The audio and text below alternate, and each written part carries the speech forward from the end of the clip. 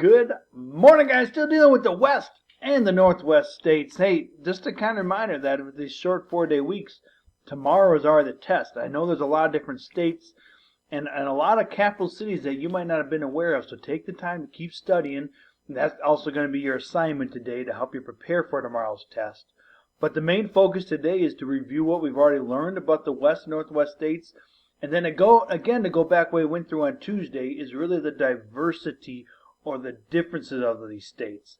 I'm not trying to pull them apart and stuff, and I know we're talking always about being united. They are still the United States, but you got to understand that this region, more than any other region, has some very, very things that are different, is what I'm trying to say. A kind of reminder that when we're talking about the West, we're talking about these green states, plus Alaska, plus Hawaii. And again, there's a lot of differences in these states. But these are all the different states we're talking about.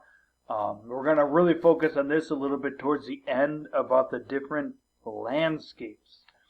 If you can see on this green, that generally means lots of water, lots of forests, and especially up here, even rainforest. Yes, in Washington, there's actual rainforest that rains every day.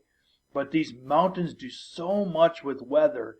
As you can see, as the weather comes in from the ocean, a lot of times if you see like Turnbull or Trippet where there's a lot of clouds over the mountains, if there's this huge mountain range like we have here, that can literally stop the clouds and they'll drop all the rain before they can rise and get above it.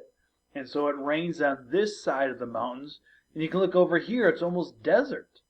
And when you get to Arizona, a lot of that is caused by the mountains. Again, we'll finish that a little bit at the end. But a kind of reminder when we talk about the West region, we have all these states, plus Alaska and its capital city of Juneau. But don't forget Alaska's way up there. Despite where you may see it in different maps, it's way up to the north. And remember, that is how big Alaska truly is. If you could take it off and put it down here, I mean, that's a huge chunk of land. And we talk about California and Arizona, Texas, and Montana being big states, which they are. But compared to Alaska, Alaska is by far the biggest.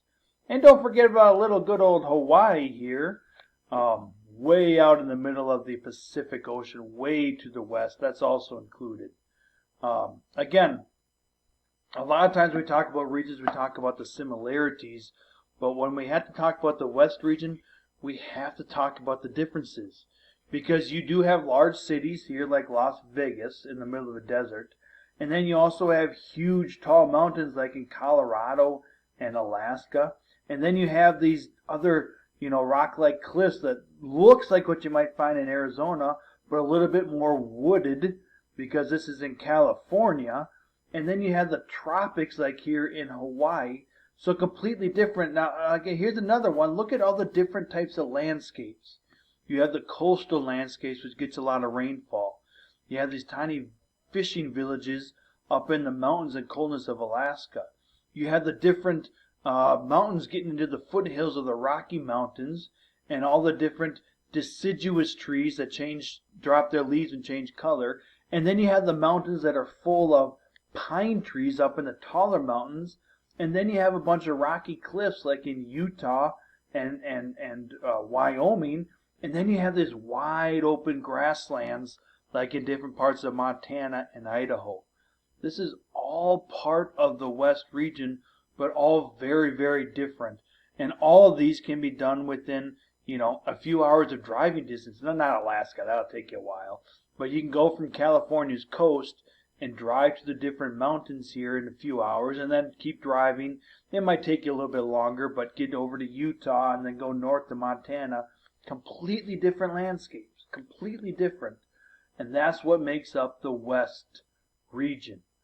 If you even want to get further, take a look at all the differences you see in these pictures, and it might blow your mind to understand that this is all pictures from the state of California.